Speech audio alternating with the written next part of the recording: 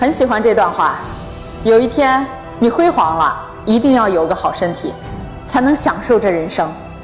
有一天你落魄了，还得有个好身体，才能东山再起。健康不是第一，而是唯一。这也贵，那也贵。照照镜子，其实你自己最贵。当你倒在病床上的时候，多少钱才能把你扶起来呢？所以储存健康是最明智的选择。人生只有单程，没有往返。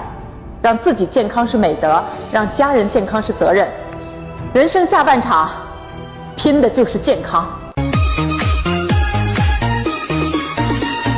几朵花开花落，春来秋去，终日忙忙碌碌，为了生计。累了就要好好的休息，人要学会好好爱自己。人生的路总是坎坷崎岖，笑看人生潮落又潮起。人活一世真的不容易，健康永远摆在第一位。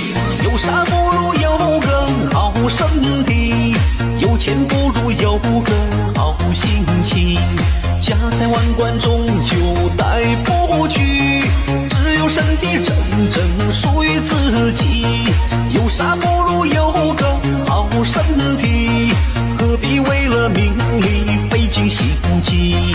人生就是一场修行，何不每天活得开开心心。